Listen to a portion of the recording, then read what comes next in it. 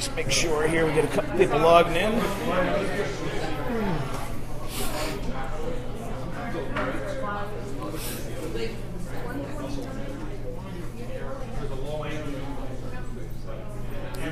Average finish 3.86. Oh, wow.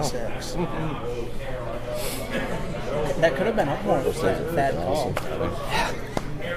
Yeah, that would have. And that would have one more win. Yeah. And then I wouldn't have to fight at the end. I would have just cruised the last I was just waiting for a couple people to log on here. He just wanted to make get up on my iPad. Let's call it a missed call. He was looking the other way on the last lap after he threw the white flag. But when I read the race procedure online, they hadn't changed it yet. You know, so that's too much of a. I don't know. That's like a hit or miss. No, the way that once the rule had been amended, of course, I don't usually go to the pit meetings, so I didn't know. You know, I mean, I was there that night, but usually we're up in the tower when you guys are having a drivers meeting. So I never knew they made an amendment to it. So when I read all the race procedures over and over, it was the driver's door. You know, they hadn't changed it. So. There we go. All right, guys, we got 22 people chiming in right now, so we're going to start. Folks, thank you for tuning in for episode 2 of the 2018 Facebook Live series here, live from Daddy's Pizza in Claremont, New Hampshire, 50 Pleasant Street. You can stop in and see Pat, Ellen, and Ashley. They're nice enough to host us every single week, and they're great sponsors of Claremont Speedway. I neglected last week to let them know, or let everyone know where we were, but we are at Daddy's Pizza, and stop in, talk racing, and let them know why you stopped in here. Tonight we have George Powers and myself, and we have our Super Street drivers, champion 2017 Super Street champion Ricky Bly, as well as the runner-up Dylan Bodreau. Gentlemen, thank you for joining us. We just have a couple of housekeeping items I just want to run through before we start with the banter tonight. Yeah, so we got to get the brooms out for you. First item on the agenda, folks, is just want to remind you about the Home Depot Car Show on April 28th. That should be from 9 to 12 at Home Depot in Claremont, New Hampshire. So looking forward to that event. That's April 28th. So the Home Depot Car Show is going to be at Home Depot. That's correct. It's not anywhere else other than the Home Depot. I like that. On Washington Street in Claremont, New Hampshire. It's a nice touch. In Claremont. Opening night this year, as we mentioned last time, George and I got together for the schedule announcement was May 4th. The Granite State Pro Stock Series is joining us. They're going to headline that card that night. Our Super Street division, our Street Stocks, and our Wildcats will also be in action. Which, you know, we should probably talk about sponsors, because we got 2 sponsors in this week. R.E. Hinckley has signed up once again to be the Super Street sponsor of the division, and they've been around the track for a very long time. Absolutely. Absolutely. From being racers themselves to jumping on board and supporting racing, you know, they're great people. And then happy to have them on board. Absolutely. You know, I don't know if we could have another name to go with the Super Streets. No, you say R.E. Hinckley Super Streets, and that's how they're sort of been branded. And then T-Bird Mini Mart is back again to do the Wildcat division. We're glad to have them back. They won last year. They signed on. They had a great time, and they're back again. Yeah, there's another great place. You know, they got 2 or 3 locations around town. I mean, you know, great service, a good price on gas. And they always got food stuff in there, you know. Beer. Yeah, they got a beer cave there, and I frequented that quite a bit. Stopped in there. All 3 places sell beer. Yeah, oh yeah. And so there's propane filling station now, the one on Charlestown Road. They have 3 wash bays and a pet washing station as well. Really? So you can take advantage of that. So T-Bird Mini Mart and R.E. Hinckley, thank you both for coming on board once again as sponsors for our 2018 race season. I also want to say hello to my new wife, Leslie, and, of course, my beautiful daughter, Brookie May, for watching tonight. Yeah, and my girlfriend, Courtney's in the hospital right now, and hopefully she's watching live as well. Court, I hope you're feeling okay, and can't wait to have you home tomorrow. Get better, Courtney. Next up on the agenda, Tri-Track Open Modified Racing Series. Big announcement this week we received from them is that the Ron Bouchard's Auto Stores is going to be the main sponsor of that event, as well as Spafco and Jericho Performance. They'll be on board as sponsors. Right now, there's 16 cars registered for that event. The purse, folks, $40,000 for that modified race. That's 40 and 3 zeros after it. So the gentlemen are looking forward to it, right? Like I said, 16 modifieds are registered currently for the whole series. Doesn't mean they're necessarily going to be at Claremont, but some Claremont drivers have registered as well. Brian Roby's registered. Chris Bolton's registered. Mike Willis Jr., I know you. I think you're watching. You're registered as well. And Russ Hersey also on board. And Ryan Preece is also scheduled to attend this and race Big too. Money Matt Hirschman. Yeah, Matt Hirschman as well. So would like to give out a tip of the hat though to Mike Willis, Absolutely. who had a great Speed Weeks down in Florida. Yep, finished third at Speed Weeks down in New Smyrna. Great run, Mike. Very proud of you. Made Claremont and all New Hampshire proud with your run. Yep, not many teams like that. You start from up here, go down there, and do that well. So nice job. So that's the tri-track stuff. And what do I got next? Oh, our guests. Hey, who are these guys? Yeah, we know those cars. In fact, we're going to see one of them again this year, just with different body on Yeah, it. these guys are flip-flop though. Yeah, a little bit. Because the 28 is now the 24. Correct. It is. So we welcome our 2017 Super Street champion, Ricky Bly, as I mentioned, and Dylan Bodreau as well. We're going to do a little tail of the tape just to have some fun. This is what happened last year with these guys. Points-wise, the wins, Ricky had 3, Dylan had 1. 10 top 3s for Ricky. That's pretty much the difference. And he had a couple of different heat race wins as well. But look at their top 5s and top 10s. Both were the same. So very, very competitive right down to the last night with these two guys. Yeah, and they were close on finishes. Their worst finish, Ricky's 12th. No wonder he finished 12th. It says here he's 69. That's a good reason to finish bad. Yep. Oh, is that the date? Yes. I hope he was That on was the the date. I hope June it wasn't a 9th. stranger. June 9th was his worst finish, yes. And Dylan's was 11th on 519. Hey, we have to say, you got a couple people chiming in, so we got to take some comments from people. Madeline Doobie says, "Hey, Uncle Ricky." Your wife says, "Hi, guys." Mike Douglas, Dylan is my hero. Thanks, Mike. Scotia, New York, James Osterhout. I apologize if I said your name wrong. Thanks for tuning in tonight. Jimmy O. Just call him Jimmy O. I'd like to say hi to Phil Hayes' sister Shelley. Thank you for tuning in tonight as well. Emily Miller's checking in. David Donahue. So a lot of people are tuning in right now. 44 people are watching us live right now. That's a new high for our So don't series. pick your nose, guys. Try not to. So we're just gonna have a Try good to refrain. So let's just have a good time. So, Ricky, last year your first championship in your 17th season. What do you think was the difference this year compared to years past? Commitment. Commitment. Sticking to it. Yeah, and I think your driving style changed a little bit this year too. Yeah, a little more laid back, more conservative. Yeah, because there was one race. I think it was probably the race you finished 12th or 11th. That I think you got into Ben Pullen on the last lap trying to make a pass, but I didn't bring it up. You were saying? Oh, Keep going. We were already talking Keep about going. it. Keep going. Oh, I didn't hear. Were you guys talking about that? Yeah. Yeah, I was the one flagging that night. Oh, okay. Oh, yeah, pour it on. Why don't you rub some salt in it? So either way, so that was probably other than that. You don't know how much Dylan paid me for that call, so let's just... Obviously not enough. Earl Mole says, "Look at those two cheaters." But this season, you did have your average finish was 3.6 something, I believe, which is 3.86. Yeah, 3.86. So it's a fantastic. Think about 14 weeks, and you talk about the commitment. What else was different for you? I mean, were you in the shop more often, or was it your driving style, or? Mike Murphy basically camped out in the car. Yeah.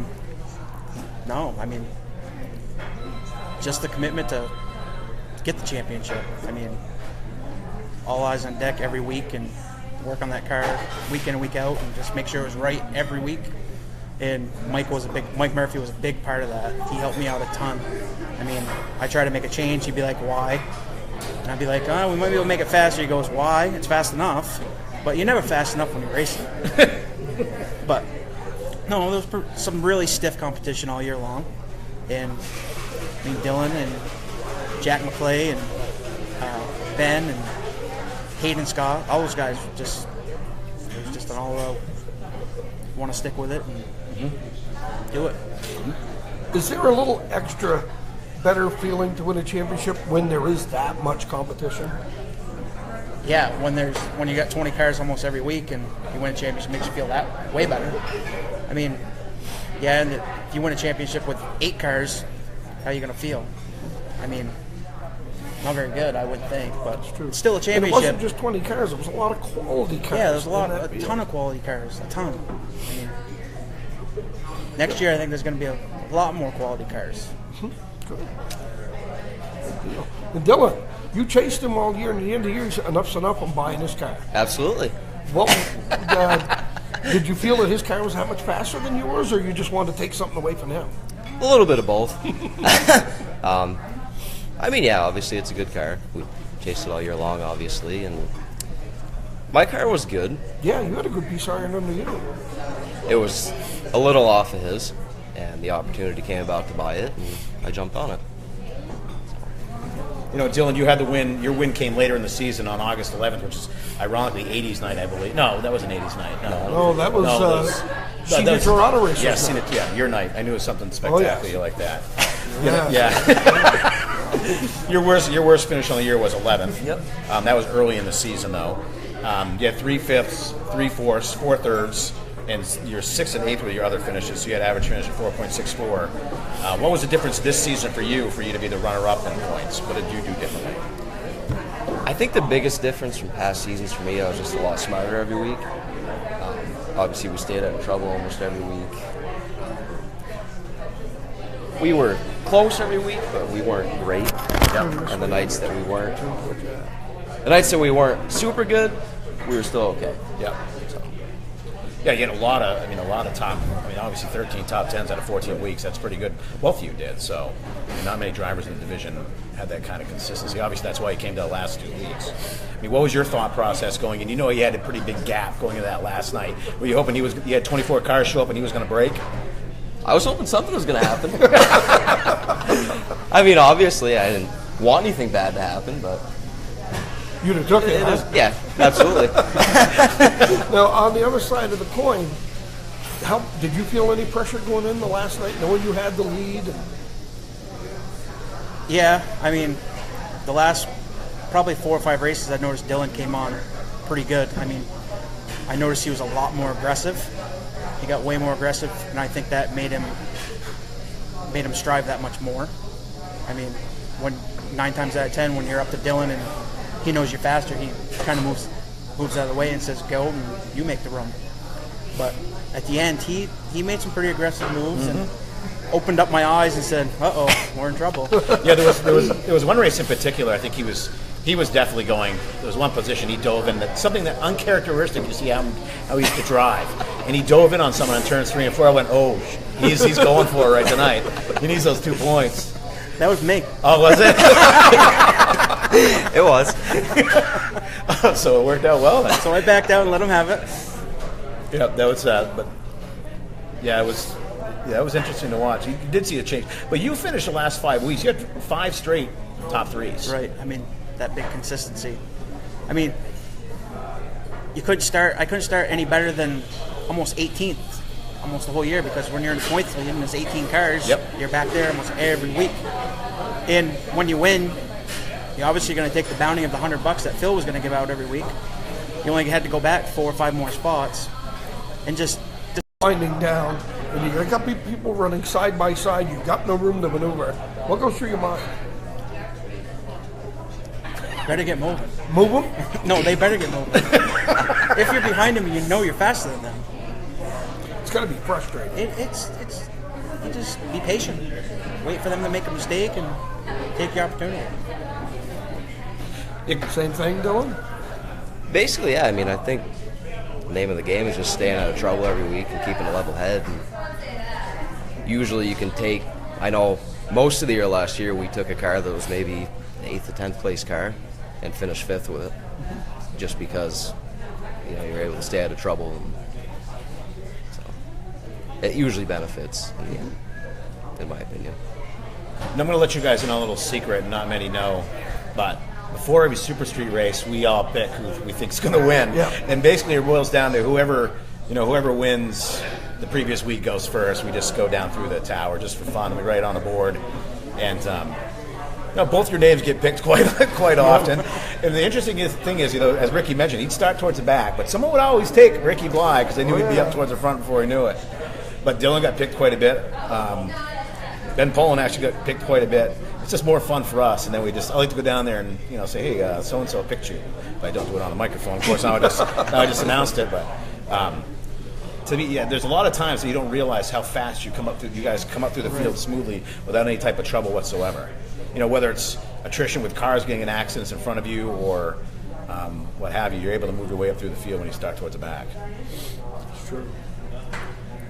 What's your outlook for this year? I mean, how do you feel? I mean, both of you. I mean, you're in his old chassis, and your car's coming along. Ricky's working on his new car. I mean, what do you think? How the division's going to stack up this year? Competition throughout. I mean, it's going to be pretty tough. I know Aaron Fellows is in a brand new car. Mike Richardson's. Mark McClay is definitely not going to be a slouch. He's got a pretty good piece. Jack as well. Jack. A lot of people are going to be stepping up their game. Yeah, they're hearing a lot of different. This is rumor season too, because you wonder how much people are floating stuff that's true and not true, and so you have to be sensitive to it. I guess Solomon Bro, Jim just joined. He's got a brand new car this year too. So a lot of that division is really taking. I mean, it is the headlining class at Claremont Speedway. Yeah. I mean, what have you? I mean, you guys started out. How did you both start out? You started out in youth class. Yes. Yeah. And how did you start out? In a mini stock. When they had mini stocks in '99. Front wheel drives. Yep. Volkswagen. Yep. And what was your progression up through? What was your next division after that? I ran mini stocks until 2003, and then I raced street stocks at Canaan and Claremont in 2004. And then I ran street stocks, and then I ran late models and pro stocks. And basically, super streets are basically a pro stock now. So, and I mean, the most fun cars I've driven is super streets at Claremont. This style cars they're really fun. You can get creative with the chassis. You can get a lot more creative compared to the late model. Late model is just so limited. You're stuck with just certain things, and then you're racing against tons of money every week. When you go to ACT racing, I mean, race against guys that have people working in the car 40 hours a week, paying them. It's kind of tough when you have 2 or 3 guys that go with you and they help you work on the car 1 or 2 nights a week. That's tough. And pro stocks, this is a whole different ballgame. I won a few races at pro stocks, and that was a lot of fun. When you step on the throttle of one with a built motor, it's like, wow, where'd that come from? 500 horse. Right. I couldn't imagine being in a modified, but never really been fond of open wheels. Don't know why. And Dylan, how did you youth class, and what was your progression up through?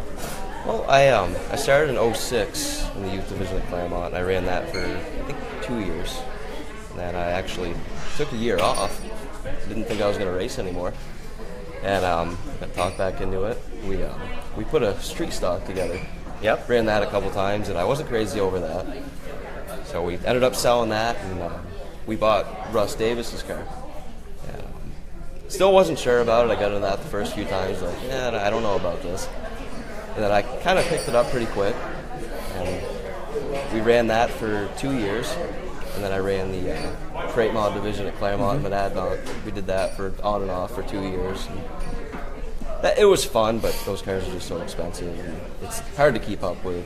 And so we got out of that, and we got back into the super streets in 2014. We've been there since. No kidding. Yeah. You mentioned the modifieds, and Ricky talked about the pro stocks. I know you ran the crate modified. Yes.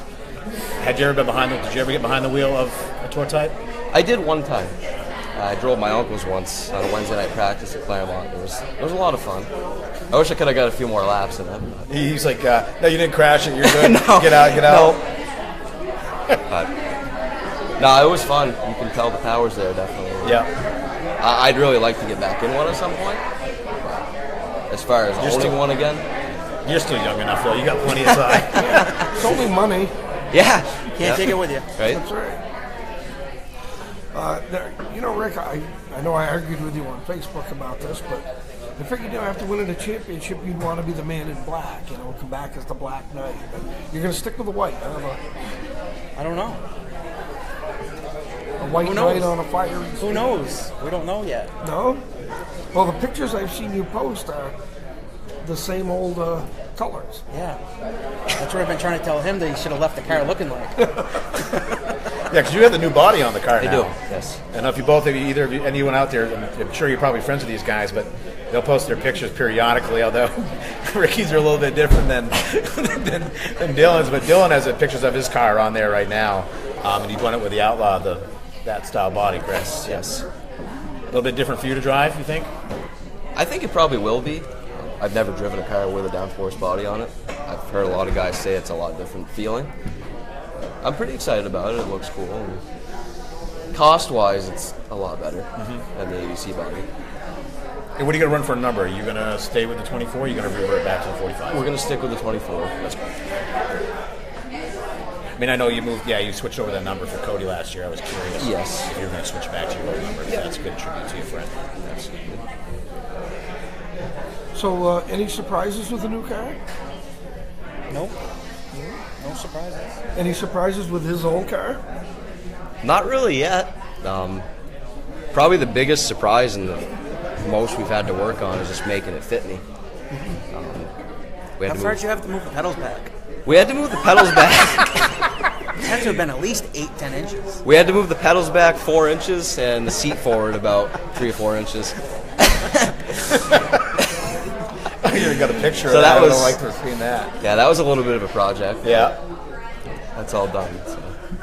Now, the car you're going to drive this year, is this a new car ground up or a car that you already had? Ground up. Ground up. Yep. Richie at RSB Chassis helped me out a ton. We did some wheeling and dealing, and we kind of strive and make stuff work really well as we did last year. That car last year was brand new from ground up. There's a few things I didn't like about it. Like, I mean, if you ever driven a car and you don't feel comfortable, but you still went good, but I still wasn't comfortable safety-wise trying to get in and out of it. Like, Dylan had no problem. I mean, his window opens probably only 10 inches now. But it's just, it wasn't really safe to me, thinking logically. But the car was safe built, but just trying to get in and out of it, with the window opening being way lower than normal cars. So that was the biggest thing that we changed on the new car. Everything else is almost identical.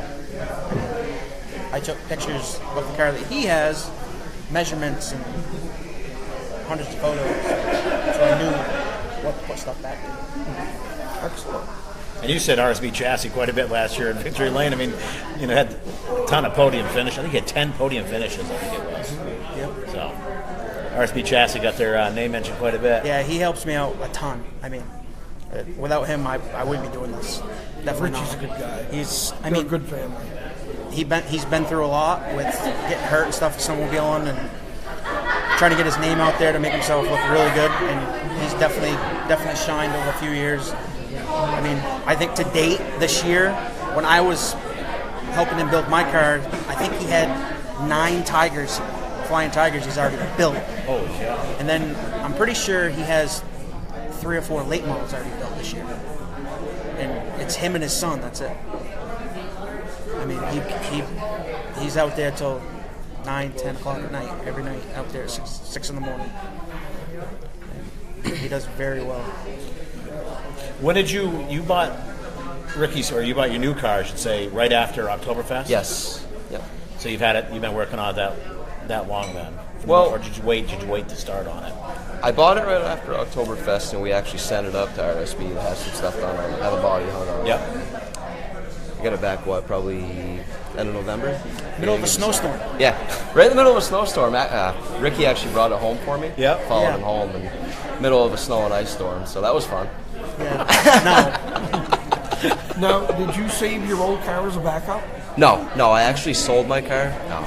Bill Johnston, he races at Monadnock. He bought it in October. He's going to run it down there this season. So.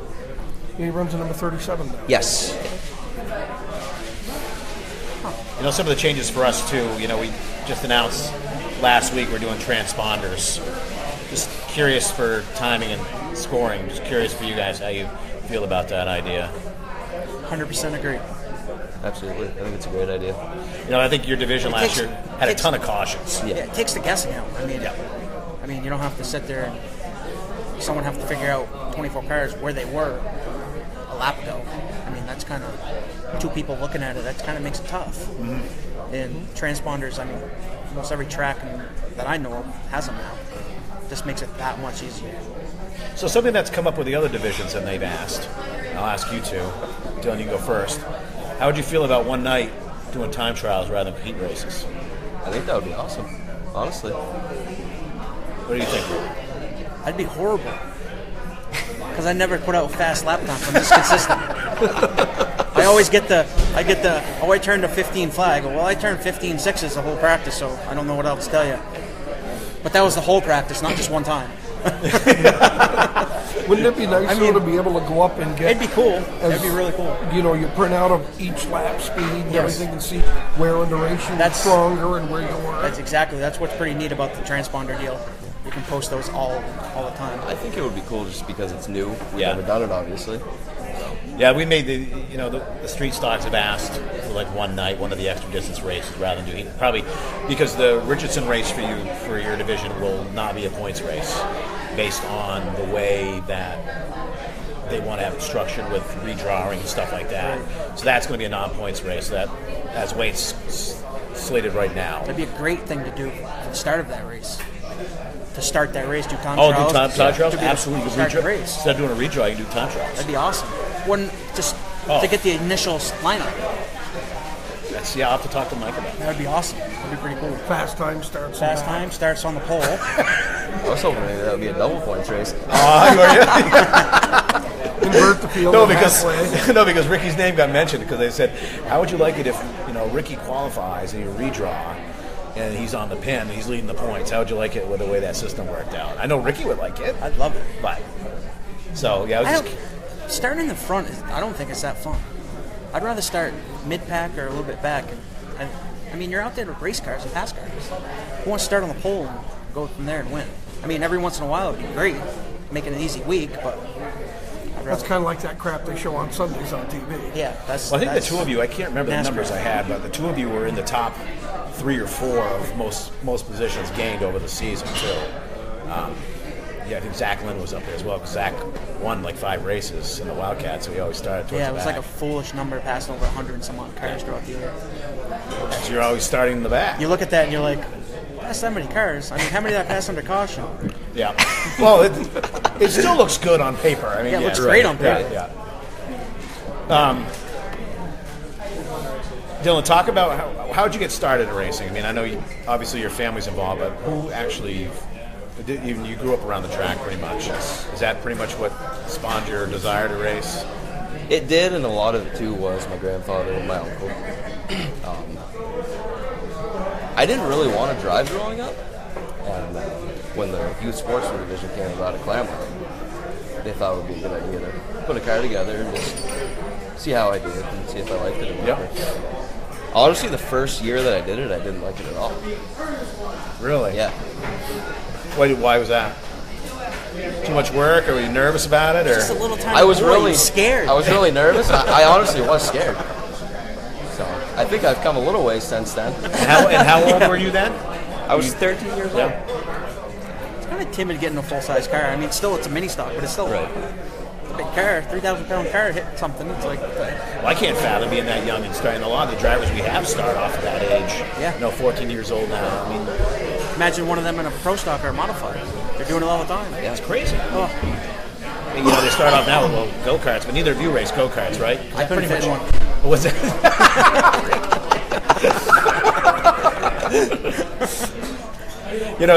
Ricky, why did you start racing? I mean, both of you come from racing families, the names and stuff. So both my family, my father's side and my mother's side. My mother's father raced all over dirt tracks and stuff around the areas back in the heyday. And my father, he hated racing. Never went to the races at all. It was all my cousins, Jerry Bly, Nathan Bly, Robin Bly, all those guys. I mean, I used to go to the races and watch them all the time. But my cousin Jeremy Willie is the one that got me in the racing the most. I would go up and help him on his car every week. And when I was like 12, 13 years old, and it just hooked. I got hooked right into it. And I'd be up there for my school vacations working on a race car. That's all I'd do. Stay up there the whole time. I wouldn't even go home. And then it was kind of funny that my cousin had a car built. He wrecked it. A friend of his got the car, wrecked it. It was sitting in a hayfield. I ended up going to get it, and that was my first car I put back together. And raced it in '99 and raced it like 2 or 3 times at the end of the year. I was out there and painting it with a paintbrush and making it try to make it look pretty, but it was kind of ugly.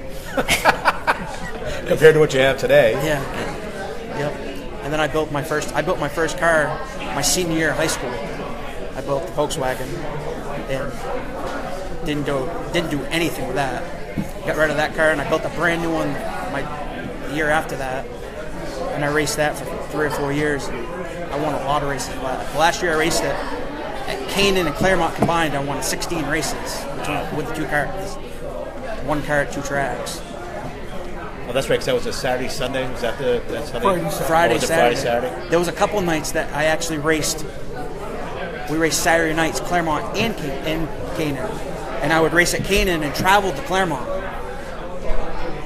My good friend of mine, Dave Croto. Yep. I raced with him when his dad passed away. I made it so we could race at Canaan, the first race, and we all traveled down there. And I raced with him for the kind of the memorial race for him and his dad. And he ended up winning, and I finished second that night. It was pretty cool. That's pretty cool. That's awesome. Yeah, that was awesome. Now, I got a question for you guys. I'll start off with you since you're here. How big of a conversion was it to go from racing the front-wheel drive to the rear-wheel drive? Well, like I said, I won 16 races that last year in my Volkswagen. The first year I raced street stocks, I won 7 races. Did you really? At Canaan. I won 7 times. Martin McClay won like 9 or 10 that year. And it was really weird. Like, I got in it and it was like natural. I was like, this is pretty cool. It was really fun. I mean, if I didn't win, I'd finish last. So you didn't have any, but you didn't have any, like, bad habits to unlearn? No. It didn't have that. Everyone always said, oh, you drive front-wheel drive, you step on it's going to pull you out of it. Well, obviously it does, but it just never did that. It just never had that weird effect. To me, it didn't, at least. How about you, though? Well, I think, honestly, for me, going over to the rear-wheel drive car, it actually came a little bit easier. I really struggled quite a bit with the 4-cylinder front-wheel drive cars. I was never really that great. And when I got into the super streets, I actually excelled pretty quick. I got used to it pretty quick. And you can just feel the car a lot more, I think. You can drive a lot more with the seat of your pants. It kind of does what you want it to versus trying to chase the front end. You guys, Ricky just mentioned, he had 7 wins and then 9 for someone else. That was the difference with your Super Street class, because we went, in 9 different winners in 14 weeks with you guys. I think it was 7 different winners in the first 8 weeks or something. It was something very. It was great just for writing and stuff like that. The division was very competitive, as we mentioned.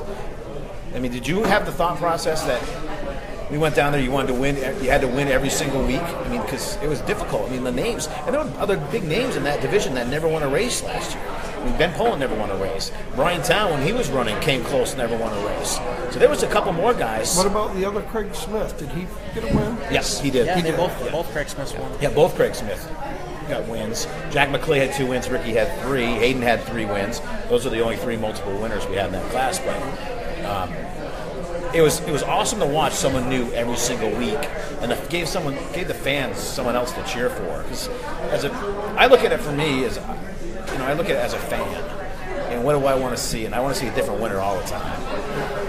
I know you guys don't, but yeah, it was a lot different from last year, where I won 5 or 6. Yep. That was fun. Got a bad taste in my mouth for next year. And I'm sitting there going, I mean, how many weeks into it did I win a race? I mean, it took forever. It was like, why haven't I won anything yet? I'm sitting there going, what did I do? I mean, built that brand new car, and I'm going, this car's way better than the one I had. And turns way better. It just couldn't get there. Yeah, your first win was July 21st. Yeah. Yep. It was halfway through the year. Yeah, that was a little bit of a shock for us up there, wondering how long it was going to take for you to I mean, it was like from there on, it like flicked the switch, and it was all of a sudden, the car just got better and better and better. Yep. Yeah, that's what I love about that division too, and it's going to be the same this year too. If you had to handicap your division this year, with the names that are out there, I mean, who do you foresee being up towards the top? I would have to say, hopefully, the two of us. Obviously, Aaron, both from the Glaze. I don't know what Hayden's doing. I don't know if he's racing or not, but if he does race, he'll be up there. Obviously, both of the Craig Smiths. Probably Solomon Brow. A lot of guys like that. Yeah, Solomon Brow improved race after race this past year. Yeah, he did. 33. Yeah. You know, and with a new car for him, and he got a lot of seat time. That's going to be watching the 33 this year is going to be good. I heard an outside rumor that maybe Robert Hayden is coming back. Really, That would be good in the division. there's a lot of. You know, it's interesting too because some drivers drop down. I mean, Brian left the division to go to the street stock class. Does that ever cross either of your minds to drop down to the? Because the street stock class this year looks pretty interesting as well. Well, no, I mean dropping down. I don't think it's a problem at all. I mean, it's a big financial thing in that involvement. If you're not having fun, why keep racing it? You want to race? Go down to the next class. I mean, Joey Tatro is a prime example of that. I mean, he's super busy working with his final things and all that, and he's just said he couldn't afford it, so he dropped down that next division. He's having a blast, loves it. You both still have fun? Love it. If I'm not having fun, I'm not going to do it. That's me and Mike Murphy, that was our big objective every week. We say, if we're not having fun, why go? Said once it stops being fun, we're just going to leave it home. You know, you've watched these guys race coming up through. I mean, what have your observations of the two of them as they've grown up? They suck. No, two different styles, but both of them work. You know, I mean, Ricky is more on the aggressive side, or always has been, where Dylan is a little more laid back. But what they do works for them. And that's the great thing about the variety or the diversity we've got at Claremont Speedway. You know, both of their styles fit them and work for them. You know, and that makes it great. I mean, it makes it great to see. You know, it's what's really nice is never being able to predict what's going to happen. You know, and you get that with everybody there. And these two guys are a prime example of it. You've got one lap left. Who do you not want behind you? And you're leading. Who do I not want behind me? Well, let's extend it a little bit. Let's go out to 5 laps, because then it puts a little science into it. Because some people can run a little strategery, so to speak, and they'll set you up and do whatever. Who's got the toughest front bumpers? Yeah, exactly. That's pretty much. I'm trying to be nice about it. There's one person I raced with a lot that's super aggressive. I mean, could do anything to win. And that's really Aaron Fellows. I mean, when he's behind you, you want to take your mirror and flip it around so you don't even know it's there. Because he's not 2 or 3 cars behind you. He's right there every time. And he's the type of person that makes you want to strive and make you go that much better. Mm-hmm. And that's the type of person you want to beat every week. And everyone was always like, oh, he's fast and he freaking wins every week. No, that's the type of people you want to race against. You can be there with them every week and try to beat them every week. I mean, I've had problems with Aaron. I mean, but he's one of the races I always in my mind when people say that to me. What about you, Dylan? I'm probably going to have to say anybody with the last name Bly or McClay. Well, that extends it quite a bit. It does. Yeah. No, you're right. Yeah. There's a couple of times we saw a video of that. You know, that 949 Productions got a U coming right up on the back of somebody. Yeah, that one with Hayden. Yes. And then there was the one with Hayden right up on him. I was behind him for like 25 laps, and I mean, he drove the absolute perfect line where he did not block, he did not overdrive, he hit every mark that he could, and I'm like, I don't know what to do with him. I mean, I couldn't go to the outside because the car wasn't quick enough to do that, and you could have pushed the issue and drove through him, but it wasn't quick enough to do that either. Mm-hmm. It was just like that. I was just following his tracks. Couldn't get out of him. Just waiting for him to make that mistake. And he made the mistake, and I thought I had the advantage. My eyes lit up, and I made the same mistake. Go underneath him, the car goes right sideways, and I'm going, that was my one opportunity. Gone. And I've done that a bunch of times. If you could race with someone who doesn't who you've never raced against? You know, it could be anybody. Living, who would you guys? Dylan, you go ahead first. Who's the one guy out there you like to beat? Yeah, Probably that guy right there, my uncle Sean. Really? Maybe just to get a little bragging rights. Does he rub it in your face? Not too bad, but I think I could probably rub it in his a little bit. Yeah. Full fender car anyway. That should be interesting. There was rumor that he was going to run a couple of years ago against you. He had planned on it, and I don't really know what happened with the deal, but I know when he ran a late model a few years ago, it was an old jalopy, and I was like, how can he make that thing go as good as he does? And you get behind him, you could not pass. He would drive just perfect lines. Was in the same boat. He was driving when he was young. I mean, he's been there for so many. How many laps do you think he's been around the racetrack? I know. How many laps? I mean, both of you. Not You as had some many as Canyon him. years too. Yeah. Yeah, that's. What about you, Ricky? Who would you want to be? Monkey Karen. Punky? I feel I have that same drive, that same aspect of racing that he does. I mean, I grew up watching him every week, and my uncle used to help him on his car every week, and I'd go to his shop and see all the different stuff he was doing, and it was just neat. I've always wanted to race against him. I don't know why. It's always Guy's had. some amazing in traffic, wasn't he? Oh, man.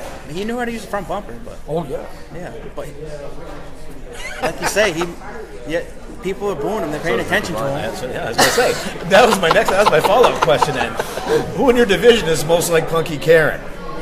Me. I got a question for you. With these new outlaw-style bodies, the smaller dog houses, the big tails on them, how much harder is it to see up the track with those cars out there? it's not too bad. I know when the first time I came out behind Hayden Scott this year, I went, where's the racetrack? Like a billboard? in front All of you? you could see was the back of his car. Like when I was right up on him, you couldn't see anywhere around him. I don't know if that was an aspect of trying to get by him to make it tough, to judge your lifting points and stuff, or trying to see. But it's pretty tough. I mean, the back of the car is 40 inches off the ground, and then there's a 10-inch spoiler on some of them. That makes it pretty hard to see. In my old car, I sat up a little bit higher, so I don't know if that had something to do with it. I didn't really have a hard time seeing over him, seeing around him. That's true. Yours didn't it? Yeah, because that's For obvious reasons. yeah. So you can see, but you're right. I love the looks of those bodies, but I do. You know, like Ricky said, I mean, you must have to drive against them differently, Right. and your spotter must be important at that point in time too. I would assume. And you had the same spotter every week, right? Every week. And Dylan, did you mix it around a little bit, or did you? I did mix it around a little bit. For the majority of the season, it was my Uncle Sean. I had Mike Richardson do it a couple times. Yep. Earl Moore. How much trouble did Earl get you in? Surprisingly, none this year. Speaking of Earl, I gotta tip my hat to him. He's a big-time Austin Dillon fan. You know, his Austin Dillon and who's the other one? Teddy Christopher. Earl, those are Earl's heroes. And, hope Earl's watching. He was watching earlier. If he's watching right now, Earl, chime in. Guys, if you have any questions for Ricky or Dylan, come on, you can send them right to us. A couple Keep things. them clean. You know, Jamie Furlong's excited about the transponders, so everyone get rid of those stopwatches and standing by the fence. Yeah, trying to, all the ones that come up and tell you, oh, I turned this lap time. Yeah, and you look at it, and it's totally different than what they tell you. That's not what I got. You know, it's Steve Bly was watching earlier. Mike Richardson was watching. You know, I'll bet Mike Richardson's really excited about this year to have Aaron in his car. There's another guy that's fantastic in traffic. Absolutely. You know, he really knows how to use. You know, he's amazing in traffic. Yeah, he definitely is. You know, you still think that how competitive that class is going to be with the names there, the championships. Now you can add your name to the list of champions. Dylan, you're still looking for your first, right? Is this the year? I hope so. He's coming back in the championship car. He is. So if he doesn't, I mean, what's it going to take? Really going to ride him. What's it going to take for you to do it? I mean, you saw Ricky change his style. But you're pretty patient anyway as a driver. Do you think you need to be a little bit more aggressive? You know, honestly, I get told that I should be a little more aggressive a lot, but I don't feel like I should be a lot of the time. I feel like a lot of what I do works for the most part. Yep. Just really try to race smart, take care of my equipment, and 9 times out of 10 it does pay off. Yeah, because neither of you really. You had one night where Joe Brown got in the back of you, he had damage to your car, but for the most part, both of you made it through unscathed, didn't you? Yeah. For the most part, yes. The last night was pretty bad though. My the right front upper A-frame was bent so bad, I don't even know how I finished the race, honestly. Really? We put it in a vise and we tried pushing down on the A-frame. We couldn't even bend it. Did you finish third or something? I finished third. I was lucky to finish. Manhandling the car the old-fashioned way. It was just, the thing was just, I don't know. He was a man on the mission because at that point in time, you had to finish. That would have been one of the biggest upsets coming in with that much of a gap in points. You know, you had that same thing the year before when you were chasing Aaron. You had a large gap too. Yep. And I remember watching that from the tower as well. You were jumping out in front, Aaron's in the back, right, waiting, watching. He's counting the cars in front. All right, you knew he had enough positions on you to get the championship. And then you started moving up a little bit more, and all of a sudden you start sitting 29 at that point in time, which is fun to watch. Just it's a respect thing to me. So yeah, I'm curious to see how, with him back in the fold, how stuff's going to change.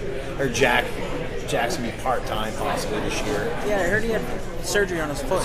He has to have surgery again on his foot, supposedly. But, Mark, like you had mentioned, Mark's going to be extremely... Oh, yeah, He doesn't have bad luck every week. Yeah, he had... Well, he had miserable luck last year. Brand new car, I don't know how many motors he went through. Oh, no. Yeah. This is your chance, guys, to thank people that have got you here and your sponsors if you want to give some shout-outs. Go ahead. You go ahead. We're going to fight over it. I'll go. Probably the biggest shout out I have to give is to my family. My grandfather, my uncle, my mom, my grandmother, my fiance, and Laura. That's right. Oh, I forgot. Big news of the off season for this guy. Yeah, but here's the better one. Oh, it's that. Here I was told I'm going to propose to her. And brings this race car home. Did it that night. Oh, did he? Oh. He knew he had to please her. Yep. Oh, yeah. Oh, that's smooth. Oh, yeah. So what did she say? She said, What are you, foolish? Yeah. Sorry, I didn't mean to cut you off. Oh, no, that's fine. I forgot. Yeah, I was gonna mention that you got engaged in the off season. Congratulations. Thank you. I've known Lauren since she was younger. Good kid. So yeah, like I said, obviously my whole family. Sponsors I have: Rockingham Boat, Sinclair Machine, Brownie Speed Shop, 360 Design Lab, Pioneer Valley Indoor Carrier down in Mass. I think we're gonna have Fly Machine on the car this year. Oh, really? So Fly Machine's gonna be on every car. We did that once. It was like 13 or 14 of them. Was it really? Yeah. I mean, a lot of people appreciated it, but there was a lot that didn't appreciate it. Never got thanks. We sponsored Sean for quite a few years, and it was always a thanks. It was always give you pictures, and give you stuff. I mean, just to appreciate you for doing it. Mm-hmm. And then the people that don't do it, it makes you not want to do it again. I mean, that's the can't. There's something in my mind. It's going to be up there. So you look at that. You have a super street class. It's going to have 20 cars, 20 to 24. There's a couple times last year you guys ran a full field of 24 cars. Yeah. I think your average was 21 cars. That's awesome. Which should be the same this year. I mean, that's a good field. It really is. I mean, there's hardly any tracks around that have that type of field. I mean, Thunder Road, yeah. I mean, that's a given. But anywhere else you go, like I ran White Mountains a bunch of times with my late model, and I think the biggest field that I ran up there was 16 or 17. And everywhere else really wasn't really a big car count. So Claremont should be pretty happy about having that style car. I mean, I cut you off on your sponsors. Will you finish, Dylan? I'm sorry. yeah, I was. You want to thank Blind Machine? Oh, obviously got to thank Blind Machine. Yeah, I mean, without my dad and everyone that works at the shop, it'd be kind of hard to race without that. I mean, everyone that helps me, RSB Chassis, all my family, everyone, they make it all pretty fun. Mike Murphy helps me out a ton. He's my big thing. He helped me out all last year, dedicated himself. And it's tough for him this time of the year. He really hasn't helped a bunch, but constantly working all the time, plowing snow, stuff like that. It's just been it's been pretty fun. So the next generation, is Spencer going to be in behind the wheel of a car? He don't even like to go to the racetrack. He doesn't? He hates Seems like being when there. he's down and seeing you in Victory Lane all the time, he's No, having a good time. He'd rather be out in the. Whenever I come down in the turn one, there's the open grass area down there. He's always down there playing, not even watching the races. I ask him all the time. I go, how did I do? I don't know. I go, good thing you see my car every week and know what it looks like. Hey, there goes, Yeah, there goes my dad. he could care less right now. I mean, I don't know. He's into modern things, technology. Race cars don't have technology according to him, but there's quite a bit of technology. Not his kind of technology. Yeah, not his. His is the tablets and the Kindles and Now I got a question for you. You're pretty tight with Scotty Michael. How long before his kid kicks him out of his car to race? Unbelievable. that'll probably be next year. That kid is.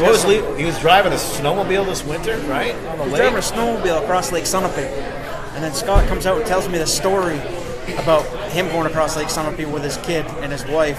And I'm going, seriously? I mean, he goes, I looked up and there was open water, and they drove right over it. I said, you're foolish. That's cooking right along. But in the go-karts, he's been racing already down to 106 Race Park. Yeah. He's phenomenal. He picked it right up like it was nothing. Just such a natural actor. Pretty cool. Dylan, what about you? Next generation, will it be another generation of Bodreau family racing? I hope so, maybe someday. Unless Not in the Megan plan races? book anytime soon, No. but you never know. Will you support him or her? Absolutely.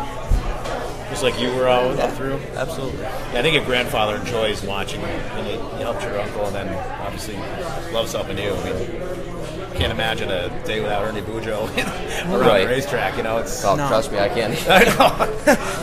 Couldn't ask for a better bunch of guys, though. Yeah, but big supporters of the track. That whole group of all of that. Like the stories I heard. I think it was this week on Speedway Memories.